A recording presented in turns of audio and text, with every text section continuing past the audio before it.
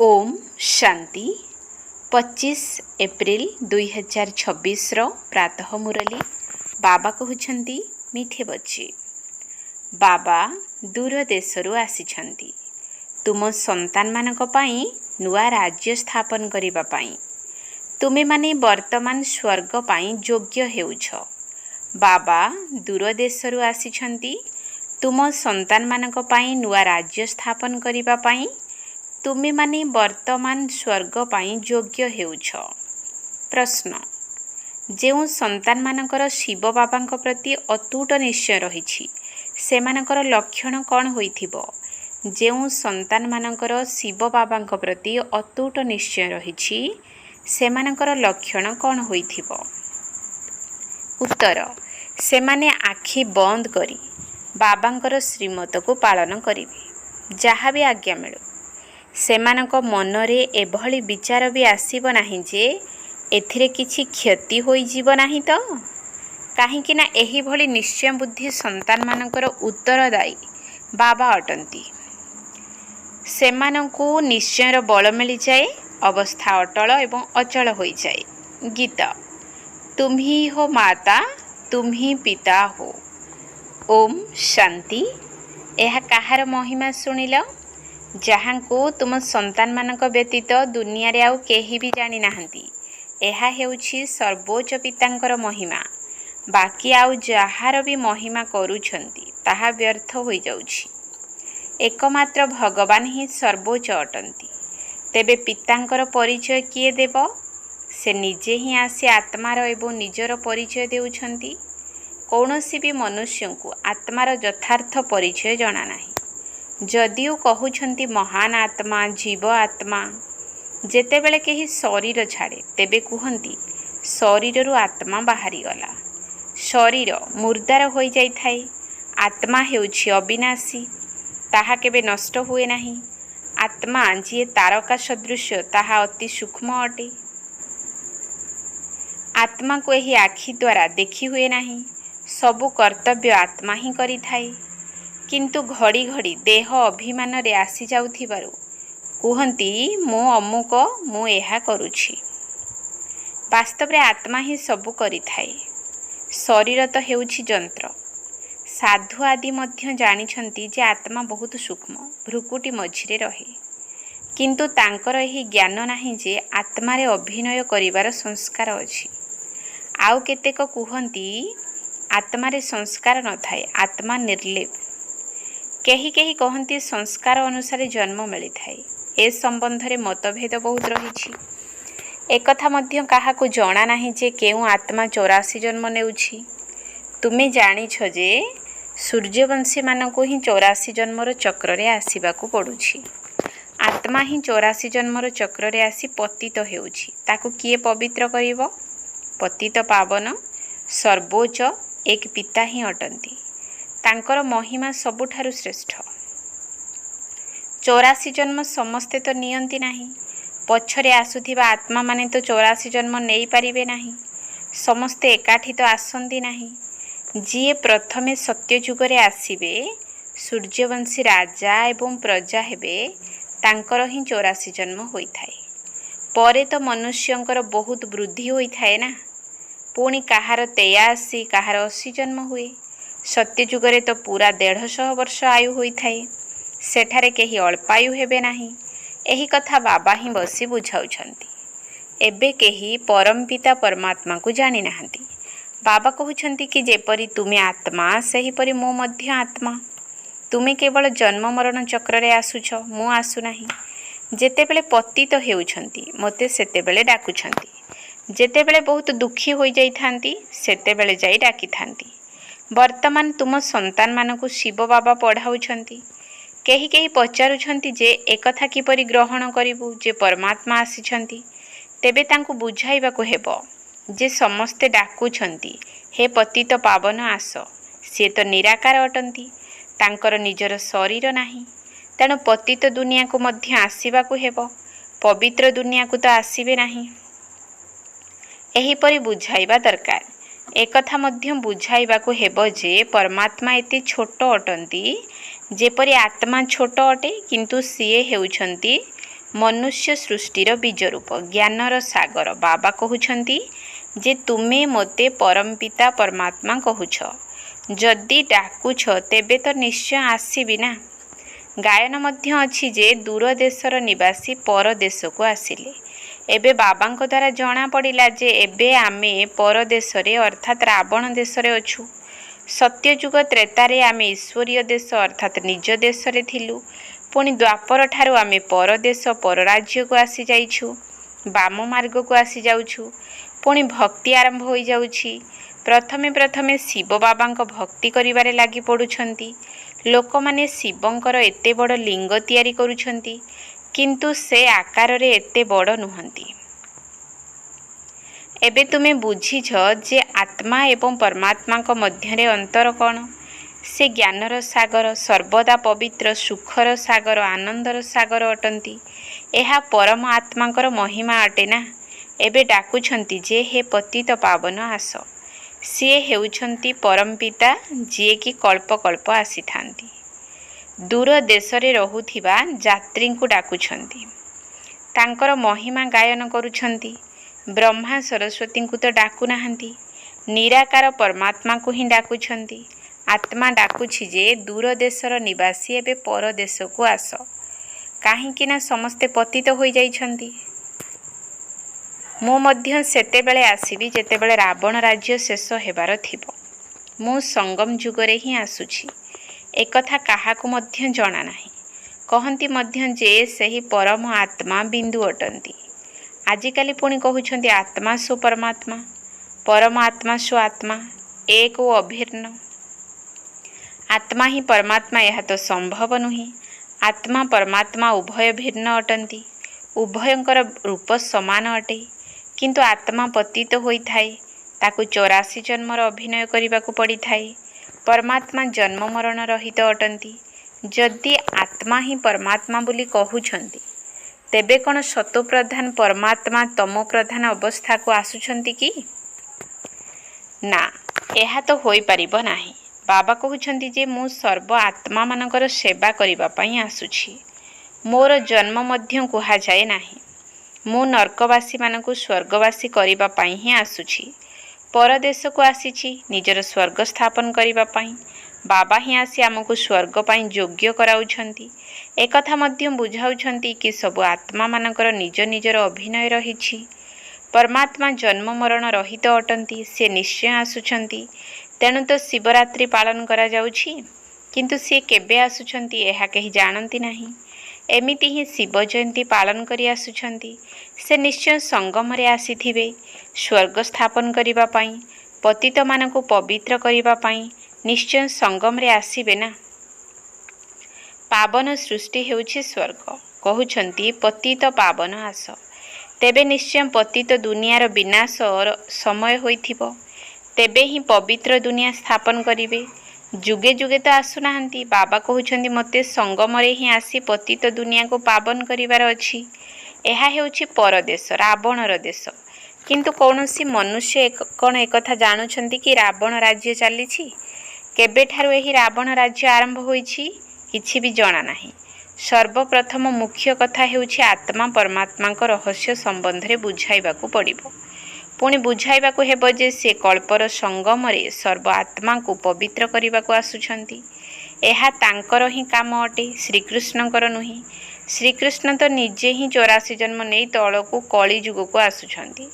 ସମସ୍ତ ସୂର୍ଯ୍ୟବଂଶୀ ତଳକୁ ଖସୁଛନ୍ତି। ବୃକ୍ଷ କ'ଣ ଅଧା ସତେଜ ଓ ଅଧା ଜୀର୍ଣ୍ଣଶୀର୍ଣ୍ଣ ହେବ? ଜୀର୍ଣ୍ଣଶୀର୍ଣ୍ଣ ଅବସ୍ଥା ସମସ୍ତଙ୍କର ହୁଏ। କଳ୍ପର ଆୟୁ ମଧ୍ୟ ମନୁଷ୍ୟମାନଙ୍କୁ ଜଣା ନାହିଁ। ଶାସ୍ତ୍ରରେ କଳ୍ପର ଆୟୁ ଲମ୍ବା ଚଉଡ଼ା କରିଦେଇଛନ୍ତି। ଏକଥା ବାବା ହିଁ ବସି ବୁଝାଉଛନ୍ତି। ଏଥିରେ ଆଉ କିଛି ପ୍ରଶ୍ନ ଉଠିବାର ନାହିଁ। ରଚୟିତା ବାବା ସତ୍ୟ ହିଁ କହୁଛନ୍ତି। ଆମେ ଏତେ ବିକେ ଅଛୁ, ସମସ୍ତେ ମାନୁଛୁ। ଆଗକୁ ଗଲେ ଯେବେ ନିଶ୍ଚୟ ହେବ, ତେବେ ସବୁ କିଛି ବୁଝିଯିବେ। ପ୍ରଥମେ ମନୁଷ୍ୟମାନଙ୍କୁ ଏକଥା ବୁଝାଇବାକୁ ହେବ ଯେ ନିରାକାର ପରମପିତା ପରମାତ୍ମା ଦୂର ଦେଶରୁ ଆସିଛନ୍ତି। କିନ୍ତୁ କାହା ଶରୀରରେ ଆସିଲେ? ସୂକ୍ଷ୍ମ ବତନରେ ଆସି କ'ଣ କରିବେ? ନିଶ୍ଚୟ ଏଠାକୁ ଆସିବାକୁ ହେବ। ପ୍ରଜାପିତା ବ୍ରହ୍ମା ମଧ୍ୟ ସାକାର ଦୁନିଆରେ ଏଠାରେ ରହିବା ଦରକାର। ବ୍ରହ୍ମା କିଏ? ଏକଥା ମଧ୍ୟ ବାବା ବସି ବୁଝାଉଛନ୍ତି। ଯାହାଙ୍କର ଶରୀର ମଧ୍ୟରେ ପ୍ରବେଶ କରିଛନ୍ତି ସେ ନିଜର ଜନ୍ମକୁ ଜାଣିନଥିଲେ। ତେଣୁ ପିଲାମାନେ ମଧ୍ୟ ଜାଣିନଥିଲେ। ଯେତେବେଳେ ମୁଁ ପୋଷ୍ୟ ରୂପେ ଗ୍ରହଣ କରୁଛି ସେତେବେଳେ ସନ୍ତାନ ହେଉଛନ୍ତି। ମୁଁ ବ୍ରହ୍ମା ଏବଂ ସନ୍ତାନମାନଙ୍କୁ ବୁଝାଉଛି ଯେ କ'ଣ ତୁମେ ନିଜର ଜନ୍ମକୁ ଭୁଲି ଯାଇଛ? ଏବେ ସୃଷ୍ଟିର ଚକ୍ର ପୂରା ହେଉଛି, ପୁଣି ପୁନରାବୃତ୍ତି ହେବ। ମୁଁ ଆସିଛି ପବିତ୍ର କରିବା ପାଇଁ, ରାଜଯୋଗ ଶିଖାଇବା ପାଇଁ। ପବିତ୍ର ହେବା ପାଇଁ ଆଉ କୌଣସି ରାସ୍ତା ନାହିଁ। ଯଦି ଏହି ରହସ୍ୟ ମନୁଷ୍ୟ ଜାଣିଥାନ୍ତେ ତେବେ ଗଙ୍ଗା ଆଦିକୁ ସ୍ନାନ କରିବା ପାଇଁ ମେଳା ଆଦିକୁ ଯାଆନ୍ତେ ନାହିଁ। ଏହି ପାଣିର ନଦୀରେ ତ ସବୁବେଳେ ଦ୍ୱାପର ଯୁଗରୁ ସ୍ନାନ କରି ଆସୁଛନ୍ତି। ଭାବିଥାନ୍ତି ଯେ ଗଙ୍ଗାରେ ବୁଡ଼ ପକାଇଲେ ପାପ ନାଶ ହେବ, କିନ୍ତୁ କାହାର କି ପାପ ନାଶ ହୁଏ ନାହିଁ। ପ୍ରଥମେ ତ ଆତ୍ମା ଏବଂ ପରମାତ୍ମାଙ୍କର ରହସ୍ୟ ବୁଝାଅ। ଆତ୍ମାମାନେ ହିଁ ପରମାତ୍ମା ପିତାଙ୍କୁ ଡାକୁଛନ୍ତି। ସେ ହେଉଛନ୍ତି ନିରାକାର। ଆତ୍ମା ମଧ୍ୟ ନିରାକାର ଅଟେ। ଏହି କର୍ମେନ୍ଦ୍ରିୟ ଦ୍ୱାରା ଆତ୍ମା ଡାକୁଛି। ଭକ୍ତି ପରେ ଭଗବାନଙ୍କୁ ଆସିବାକୁ ହିଁ ପଡ଼ିବ। ଏହା ମଧ୍ୟ ଡ୍ରାମାରେ ପାର୍ଟ ରହିଛି। ବାବା କହୁଛନ୍ତି ମୋତେ ନୂଆ ଦୁନିଆର ସ୍ଥାପନା କରିବା ପାଇଁ ଆସିବାକୁ ପଡ଼ୁଛି। ଶାସ୍ତ୍ରରେ ମଧ୍ୟ ଲେଖାଯାଇଛି କି ଭଗବାନଙ୍କର ସଂକଳ୍ପ ଆସିଲା, ତେବେ ନିଶ୍ଚୟ ଡ୍ରାମା ପ୍ଲାନ୍ ଅନୁସାରେ ସଂକଳ୍ପ ଆସିଥିବ। ଏହା ପୂର୍ବରୁ ଏହି କଥାକୁ କେହି ବୁଝିପାରୁନଥିଲେ। ଦିନକୁ ଦିନ ଅଧିକ ଅଧିକ ଆତ୍ମା ଜାଣୁଛନ୍ତି। ବାବା କହୁଛନ୍ତି ମୁଁ ତୁମକୁ ନୂଆ ନୂଆ ଗୁହ୍ୟରୁ ଗୁହ୍ୟ କଥା ଶୁଣାଉଛି। ଆତ୍ମାମାନେ ଶୁଣି ଶୁଣି ବୁଝି ଚାଲିଛନ୍ତି। ପୂର୍ବରୁ ଏପରି କହୁନଥିଲେ ଯେ ଶିବ ବାବା ପଢ଼ାଉଛନ୍ତି। ଏବେ ତ ଠିକ୍ ଭାବରେ ବୁଝି ଯାଇଛନ୍ତି। ଆଗକୁ ଅଧିକ ବୁଝିବାକୁ ଅଛି। ବାବା ପ୍ରତ୍ୟେକ ଦିନ ବୁଝାଉଛନ୍ତି ଯେ କାହାକୁ କିପରି ବୁଝାଇବା ଦରକାର। ପ୍ରଥମେ ଏହି ନିଶ୍ଚୟ କରନ୍ତୁ ଯେ ବେହଦ୍ର ବାବା ବୁଝାଉଛନ୍ତି, ତେବେ ସେ ନିଶ୍ଚୟ ସତ୍ୟ ହିଁ ବତାଇବେ। ଏଥିରେ ଦ୍ୱନ୍ଦ୍ୱରେ ପଡ଼ିବାର କିଛି କଥା ନାହିଁ। କେତେକ ସନ୍ତାନ ପକ୍କା ଅଛନ୍ତି, କେତେକ କଚ୍ଚା ଅଛନ୍ତି। କଚ୍ଚା ଥିଲେ କାହାକୁ ବୁଝାଇ ପାରିବେ ନାହିଁ। ସ୍କୁଲରେ ମଧ୍ୟ କ୍ରମ ଅନୁସାରେ ରହିଥାନ୍ତି। ବହୁତଙ୍କର ଏହି ସଂଶୟ ଆସୁଛି କି ଆମେ କିପରି ବୁଝିବୁ ଯେ ପରମପିତା ପରମାତ୍ମା ଆସି ପଢ଼ାଉଛନ୍ତି। କାହିଁକି ନା ତାଙ୍କ ବୁଦ୍ଧିରେ ଅଛି ଯେ ଶ୍ରୀକୃଷ୍ଣ ହିଁ ଗୀତା ଜ୍ଞାନ ଶୁଣାଇଛନ୍ତି।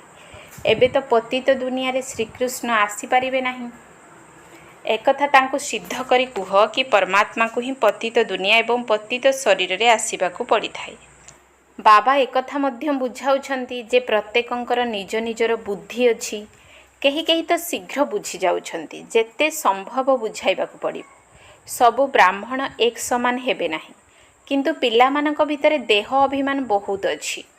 ଏକଥା ବାବା ମଧ୍ୟ ଜାଣିଛନ୍ତି ଯେ ପିଲାମାନେ କ୍ରମ ଅନୁସାରେ ରହିଛନ୍ତି।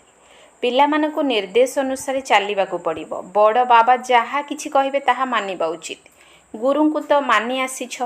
ଏବେ ବାବା ଯିଏ ସ୍ୱର୍ଗକୁ ନେଇ ଯାଇଥାନ୍ତି ତାଙ୍କ କଥା ତ ଆଖି ବନ୍ଦ କରି ମାନିବା ଦରକାର। କିନ୍ତୁ କେହି ଏହିପରି ନିଶ୍ଚୟ ବୁଦ୍ଧି ନାହାନ୍ତି।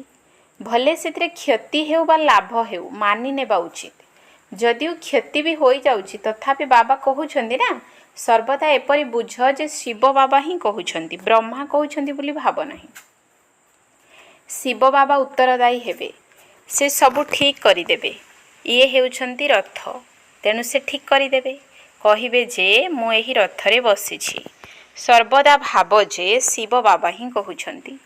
ଇଏ କିଛି ଜାଣନ୍ତି ନାହିଁ, ଏହା ହିଁ ସ୍ମୃତିରେ ରଖ। ଗୋଟିଏ ପଟେ ତ ପୂର୍ଣ୍ଣ ରୂପେ ନିଶ୍ଚୟ ରଖିବା ଦରକାର। ଶିବ ବାବା କହୁଛନ୍ତି ମୋ କଥା ମାନି ଚାଲ, ତେବେ ତୁମର କଲ୍ୟାଣ ହେବ। ଏହି ବ୍ରହ୍ମା ଯଦି କିଛି ବି କହୁଛନ୍ତି ତେବେ ତାଙ୍କ କଥାର ଉତ୍ତରଦାୟୀ ହେଉଛି ମୁଁ। ତୁମେ ସନ୍ତାନମାନେ ଚିନ୍ତା କର ନାହିଁ। ଶିବ ବାବାଙ୍କୁ ମନେ ପକାଇଲେ ଅବସ୍ଥା ଆହୁରି ମଜବୁତ ହୋଇଯିବ। ନିଶ୍ଚୟ ରହିଲେ ବିକର୍ମ ବିନାଶ ହେବ, ଶକ୍ତି ମଧ୍ୟ ମିଳିବ। ଯେତେ ବାବାଙ୍କୁ ମନେ ପକାଇବ ସେତେ ଅଧିକ ବଳ ମିଳିବ। ଯିଏ ଶ୍ରୀମତ ପାଳନ କରିବେ ସେ ଉଚ୍ଚ ପଦ ପାଇବେ।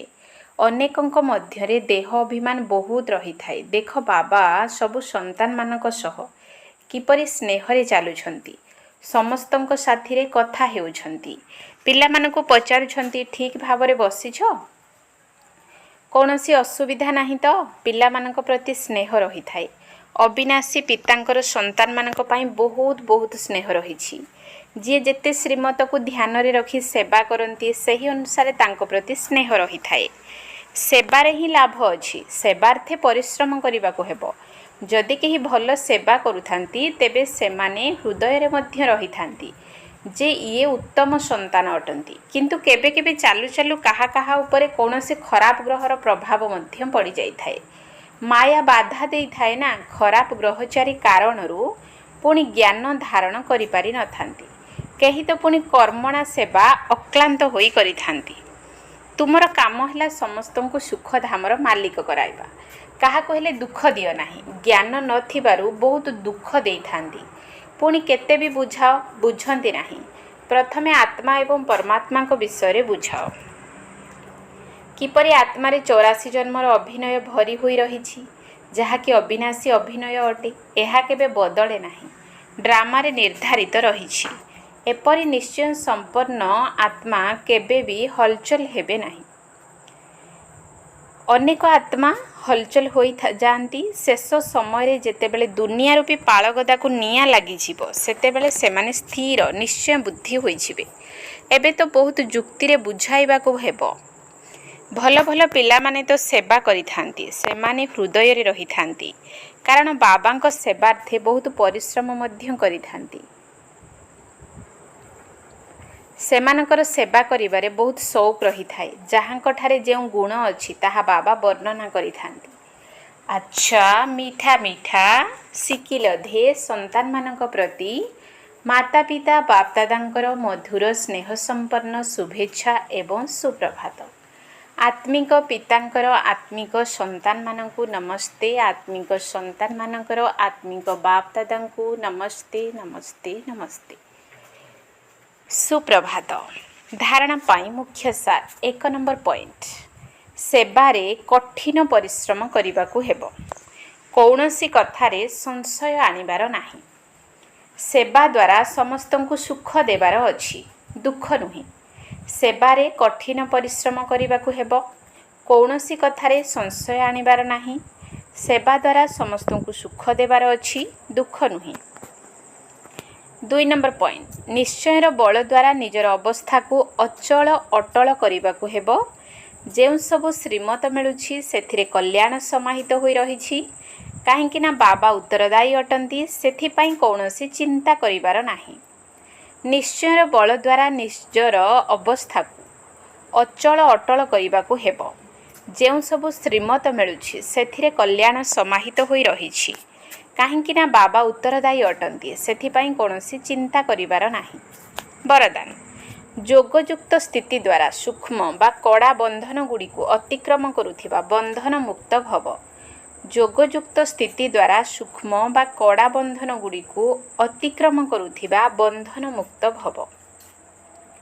जोगयुक्तर लक्षण हेला बंधन मुक्त स्थिति। जोगयुक्त हेबारे सबुठारु बड़ एवं अंतिम बंधन हेला निजकु बुद्धिमान मने करी श्रीमत को निजर बुद्धिर चमत्कारिता बोली भाबिबा अर्थात श्रीमतरे निजर बुद्धि को मिश्रण करिबा जहाकु बुद्धिर अभिमान कहा जाउछि। 2 जेतेबेले भी केही कौनसी दुर्बलता विषय संकेत देई थांती अथवा खराब वर्णना करि थांती जदि सही समय टिकिए भी व्यर्थ संकल्प चलिला तेबे मध्य बंधन बोली कहाजिबो। जेतेबेले एही सबु बंधन गुड़िक अतिक्रम करी निंदा स्तुति जय पराजय रे समान स्थिति रखि पारिबो तेबे कहाजिबो संपूर्ण बंधन मुक्त। स्लोगान प्रथमे चिंता करिबा तापरे करिबा एहा ही हेउछि ज्ञानी तु आत्मार गुण। प्रथमे चिंता करिबा तापरे करिबा एहा ही हेउछि ज्ञानी तु आत्मार गुण। अव्यक्त इशारा महान हेबा पाई मधुरता एवं नम्रतार गुण को धारण कर।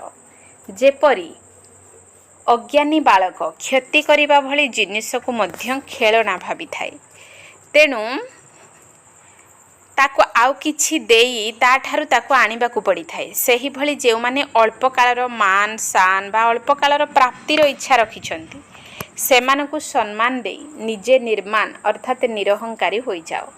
सही समय जदि तांकु शिक्षा देबो तेबे अप्रीतिकर परिस्थिति सृष्टि हेबो। सेथिपाई एही भली समय रे जुक्तियुक्त व्यवहार द्वारा परोपकारी होई क्षमा भाव द्वारा ତାଙ୍କୁ ସମ୍ମାନ ଦେଇ ପ୍ରଥମେ ତାଙ୍କୁ ବୁଦ୍ଧିମାନ କରାଅ, ଯାହାଦ୍ୱାରା ସେ ନିଜେ ନିଜେ ହୃଦବୋଧ କରିବେ ଯେ ଏହି କଥାଟି ମୋ ପାଇଁ କ୍ଷତିକାରକ ଅଟେ। ଓମ୍ ଶାନ୍ତି।